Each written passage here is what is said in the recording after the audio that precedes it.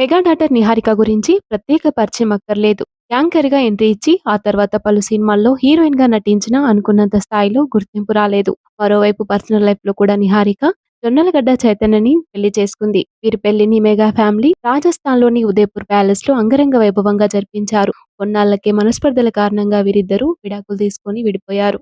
ఇక ఆ తర్వాత నిహారిక తన పూర్తి ఫోకస్‌నంతా సినిమాలపై పెట్టి నిర్మాతగా మారి పింక్ ఎలిఫెంట్ బ్యానర్‌ని స్థాపించి అందులో 'కమిటీ కుర్రాళ్ళు' అనే సినిమా నిర్మించి నిర్మాతగా మొదటి సినిమాతోనే మంచి హిట్‌ని అందుకుంది. ఇక సోషల్ మీడియాలో యాక్టివ్‌గా ఉండే నిహారిక తాజాగా ఒక అదిరిపోయే గుడ్ న్యూస్‌ని పంచుకుంది. ఇక అసలు విషయం ఏంటంటే నిహారిక తన అన్నయ్య వరుణ్ తేజ్‌తో కలిసి తన బ్యానర్‌పై 'బరి' అనే సినిమాని నిర్మించబోతుంది. ఇక తాజాగా ఈ సినిమా పూజా కార్యక్రమంలో డిప్యూటీ సీఎం ప్రముఖ హీరో పవన్ కళ్యాణ్ గారు క్లాప్ కొట్టి పూజా కార్యక్రమాన్ని మూవీ షూటింగ్ ని ప్రారంభించారు. 'కమిటీ కుర్రాళ్ళు' సినిమాతో మంచి హిట్ నందుకున్న యంగ్ డైరెక్టర్ యదువంశీ ఈ మూవీని డైరెక్ట్ చేయబోతున్నాడు.